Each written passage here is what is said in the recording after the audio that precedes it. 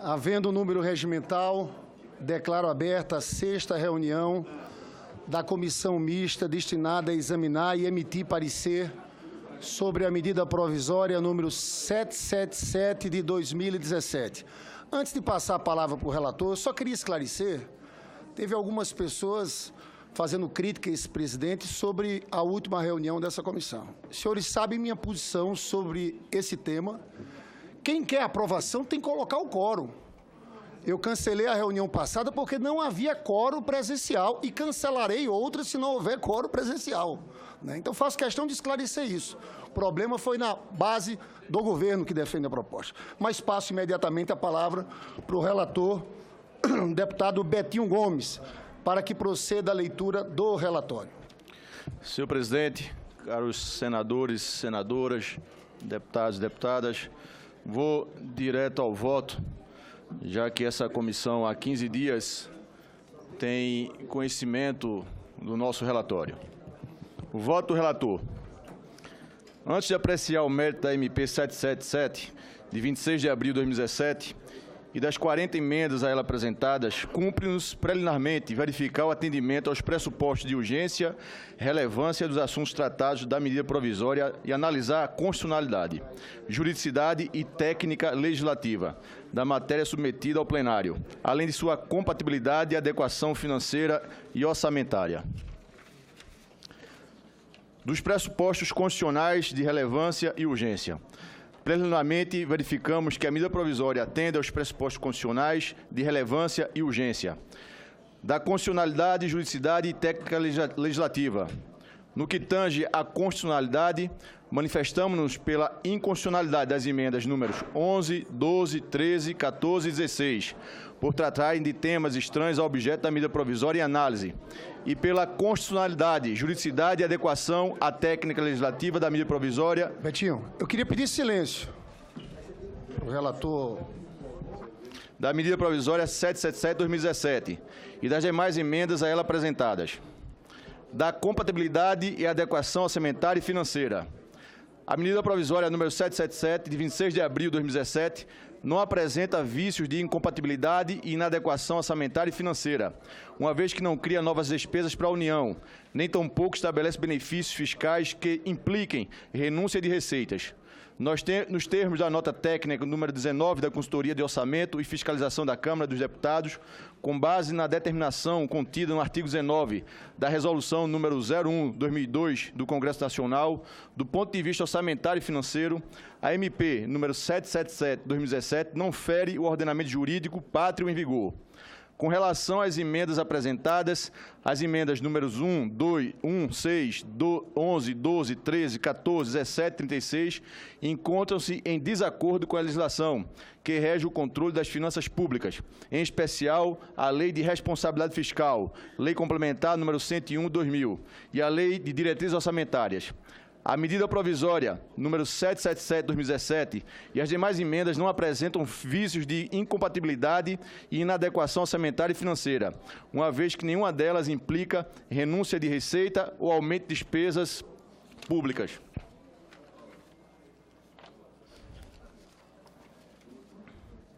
Ao final de intenso entrechoque de ideias, chegamos à nossa conclusão. Antes de proferir nosso voto, porém julgamos indispensável chamar a atenção para a essência do que está sendo aqui apreciado. A medida provisória 777/2017, por mais profundo que seja seu alcance, por mais importante que sejam seus efeitos, tem um foco bem restrito. Ela busca apenas suprimir um instrumento específico de política econômica, a taxa de juros de longo prazo, TJLP, um mecanismo de atuação, dentre vários, à disposição das instituições financeiras oficiais federais. Portanto, a análise do mérito dessa proposição cinge-se apenas à conveniência de manter ou não este instrumento. Nada além disso. Não está em discussão, desta forma, a importância das ações de política industrial. Tampouco está em discussão o papel do BNDES, de tantos e tão bons serviços prestados ao nosso país. Como procuramos mostrar neste voto, acreditamos que a introdução da TLP por ser uma taxa para financiamento de longo prazo definida por critérios objetivos e conectada ao mercado, trará benefícios econômicos e sociais inestimáveis, contribuirá para o equilíbrio fiscal, aumentará a potência da política econômica, democratizará o crédito, reduzirá a concentração de renda e o caráter regressivo e de viés regional, fomentará o financiamento de longo prazo no mercado financeiro e de capitais, aumentará a produtividade da economia, dará transparência às políticas públicas que lançam mão de subsídios, protegerá o patrimônio do trabalhador. Olha, pessoal, é porque está muito barulho aqui do lado, principalmente a assessoria. Eu queria pedir aqui silêncio. Está difícil de escutar o relator. Novamente, Betinho. Muito obrigado, presidente. Protegerá o patrimônio do trabalhador e permitirá a redução consistente das taxas de juros para todos os brasileiros, e não apenas para os que hoje logram acesso aos empréstimos favorecidos. Deve-se observar, no entanto, que a adoção da TLP em nada interferirá com a atuação do BNDES e de outras instituições financeiras por meio de políticas de concessão de crédito subsidiado às empresas e setores específicos. A medida provisória sob exame não extingue os subsídios. Ela apenas veda a concessão de taxas de juros administrativas inferiores aos custos de financiamento do Tesouro Nacional. Em tese, empréstimos subsidiados pela sociedade se justificam se o retorno social dos empreendimentos beneficiários superar o retorno meramente privado. A adoção da TLP definitivamente não impede a continuidade da política industrial sobre a modalidade de concessão de crédito favorecido. Doravante, entretanto, passar-se-á a exigir que todas as aplicações de recursos públicos em ações de política industrial sejam efetivamente analisadas e aprovadas pela sociedade, mediante o exame do orçamento da União pelos parlamentares. A introdução da TLP busca adotar a sociedade de prerrogativa de definir a prioridade de todos os possíveis usos do escasso dinheiro público. Assim, o auxílio creditício a empresas e setores econômicos considerados estratégicos ou prioritários passará, de agora em diante, a disputar sua alocação no mesmo pé de igualdade com todas as outras possíveis destinações, inclusive saúde, educação, segurança pública, saneamento e assistência social, sem privilégios nem mantos que o tornem invisível para a sociedade. A eliminação dos subsídios implícitos, lembramos, 240 bilhões nos 10 últimos anos, é motivada pelo fato de não haver evidência empírica de que os empréstimos a taxas subsidiadas aumentaram o investimento que as empresas fariam se tivessem se financiado a taxas de mercado. Acima de tudo, não há evidência empírica de que a concessão de subsídios a taxas arbitrariamente reduzidas seja condição necessária o suficiente para dinamizar o investimento no Brasil. Desta forma, as previsões tão repetidas nos debates e na imprensa de que a eliminação da TJLP levaria ao fim da indústria brasileira não encontram comprovação fática. Gostaríamos de acrescentar mais duas demonstrações empíricas da ausência de correlação entre a concessão de 240 bilhões em juros subsidiados a grandes empresas e o aumento, ou até mesmo a manutenção, do vigor da indústria brasileira. E aí no relatório vocês vão encontrar algumas figuras. A figura 11 mostra o quadro do que se convenciona chamar de desindustrialização da economia brasileira, isto é, a queda da participação da indústria no PIB.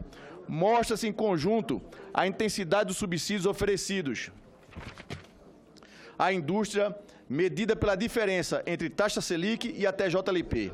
Como se vê, a diminuição progressiva da parcela de produção nacional proveniente da indústria independe da escala ou da trajetória de variação do benefício concedido.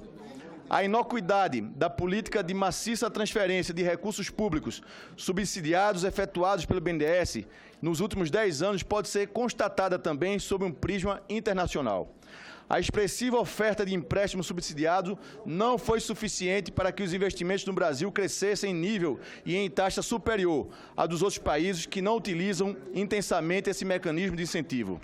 A conclusão principal de todo este quadro, portanto, é que os efeitos benéficos da maciça oferta de subsídios implícitos pelo BNDES não estão claros, na melhor das hipóteses. Os custos dessa política, no entanto, são claríssimos. Não são apenas 240 bilhões que em 10 anos deixaram de ser aplicados na melhoria do bem-estar dos contribuintes e dos trabalhadores. São também os custos intangíveis e igualmente nefastos de juros elevados créditos mais caros para quem mais precisa, maior endividamento público, perda de produtividade, concentração de renda e menor geração de emprego e renda. Em última análise, a aprovação desta medida provisória trará a clássica combinação de imposição de custos concentrados e a concessão de benefícios difusos. A substituição da TJLP pela TLP, da forma estipulada pela MP 777/2017, oferece-nos a rara oportunidade de nos livrarmos de distorções que penalizam a maioria para beneficiar uma minoria. Estamos seguros de que a aprovação da matéria redundará em um melhor funcionamento da economia, que, ao final, trará ganhos para toda a sociedade, inclusive para aqueles que, em um primeiro momento, perderão parte de seus privilégios. Antes de concluir, desejamos registrar nosso mais profundo agradecimento a todos aqueles que aceitaram nosso convite e se dedicaram ao debate profícuo e esclarecedor, trazendo-nos informações, opiniões e dados. Estejam certos de que levamos em consideração cada argumento, cada contribuição. Foi-nos um abençoado privilégio ter a relatoria de tão importante proposição. Submetemos nosso parecer ao exame dos ilustres pares nessa comissão especial com a convicção de que procuramos merecer a elevada responsabilidade que nos foi concedida. Das alterações ao texto da MP proposta pela relatoria, com o objetivo de aperfeiçoar a técnica legislativa da medida provisória, sugerimos as seguintes alterações em seu texto. Primeiro, para fins de atendimento ao artigo 7 da Lei Complementar 95 de 98, acrescentamos um artigo inicial que indicará o objeto de lei e respectivo âmbito de aplicação. Em consequência, procedemos à renumeração dos demais artigos. Segundo, decidimos-nos por alterar o caput do parágrafo 2º do artigo 2º e acrescentar o parágrafo 3º ao mesmo dispositivo, para tornar mais clara a metodologia de cálculo da TLP. Atendendo à sugestão apresentada em audiência pública, resolvemos-nos por explicitar, no caput do artigo 2º, a previsão de que será de 3 meses anteriormente à definição do componente prefixado da TLP, o período de apuração diária das taxas e estrutura a termo de taxa de juros da NTN-B, que servirão para esta definição. Ademais, inclui-se no capítulo a especificação de que a taxa de juros prefixada corresponderá à média aritmética simples das taxas diárias. Por sua vez, alteramos o parágrafo 2º do mesmo dispositivo, de modo a evitar as potenciais controvérsias que poderiam ser geradas pela palavra acrescido, constante do texto original. Ao mesmo tempo em que remetemos para o parágrafo 3º, a referência ao critério de variação do IPCA a ser considerado quando do cálculo do primeiro fator de ajuste. Terceiro, para que não restem dúvidas de que a regulamentação de lei a ser efetuada pelo Executivo deverá obedecer às especificidades constantes no texto legal, incluímos esta observação ao final do caput do artigo 3º. Quarto, o texto da MP traz nos textos do caput do artigo 4º e do artigo 5º, redação que nos parece imprecisa. Não há sentido em se estipular que um valor corresponderá à TLP, dado que esta é uma taxa de juros. Mais correto seria, a nosso ver, determinar que tal valor corresponderá à remuneração decorrente da aplicação da TLP. Além disso, julgamos oportuno incluir dispositivo para garantir a manutenção pelo BNDES de suas linhas incentivadas para micro, pequenas e médias empresas, visando a estimular a inovação e a renovação do parque produtivo. Acreditamos, com isso, portanto, que um aspecto fundamental para as novas perspectivas de atuação do banco, de modo que esse segmento, tão importante para a geração, emprego e renda, não seja afetada durante o período de gradual da implantação da TLP. Pessoal, eu vou pedir novamente silêncio para a gente escutar aqui o relator está com a palavra. Parece que quando começa a falar todo mundo de uma vez só, e estava impossível. Betinho. Muito obrigado, presidente. Inclusive, essa inclusão desse parágrafo, desse capítulo, foi atendendo uma sugestão do senador Armando Monteiro. Das emendas apresentadas à Comissão Mista da Medida Provisória. Quanto às emendas apresentadas na Comissão Especial, somos pela rejeição de todas as emendas apresentadas. Voto. Pelos motivos acima expostos, votamos, primeiro, pelo atendimento aos pressupostos constitucionais e relevância e urgência da medida provisória 777. Segundo, pela inconstitucionalidade das emendas 11, 12, 13, 14 e 16 e pela constitucionalidade, juridicidade e adequação técnica legislativa da medida provisória 777 e das demais emendas a ela apresentadas. Terceiro, pela incompatibilidade e inadequação financeira e orçamentária das emendas 1, 6, 10, 11, 12, 13, 14, 17 e 36, e pela adequação e compatibilidade financeira e orçamentária da medida provisória número 777 e das demais emendas. Quarto, no mérito, pela rejeição de todas as emendas apresentadas à medida provisória 777 e pela aprovação da medida provisória 777/2017 na forma do projeto de lei de conversão apresentado em anexo. Esse é nosso voto, presidente. Peço vista, Vista, presidente. Opa, Vista conjunta. vistas coletivas concedidas.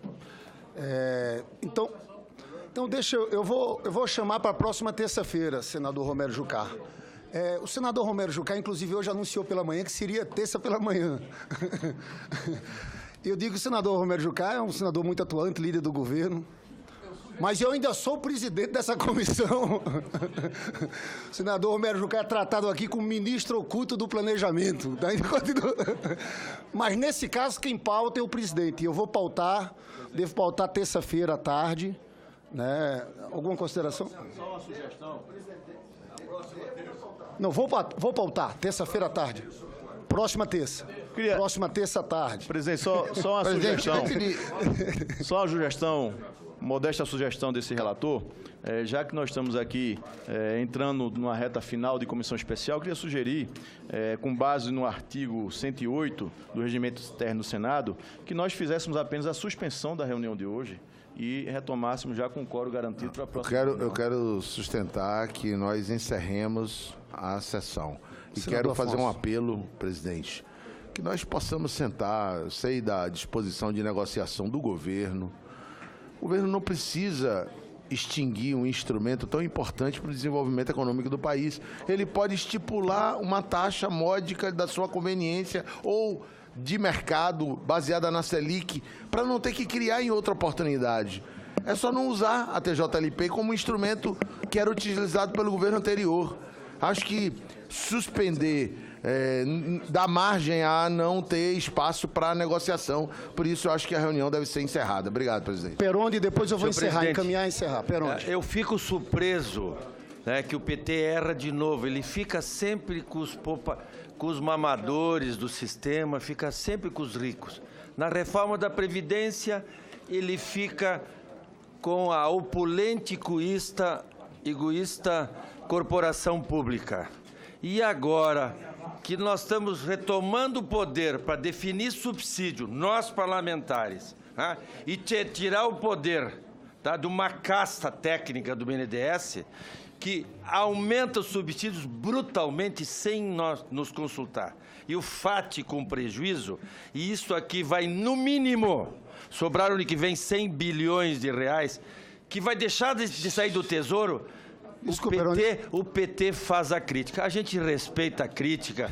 Vocês podem continuar errando e nós vamos continuar acertando. Muito obrigado. Um apelo por acordo. Só para fazer aqui uma observação. De forma agressiva. Eu quero responder o deputado Peronde. Não, mas eu queria fazer um ajuste no que disse o deputado Peronde. É dizer o seguinte, nós vamos trazer para o Congresso a transparência na questão do subsídio. Quem concede o subsídio, nesse caso TJLP, não é a Caixa do BNDES, servidor do BNDES.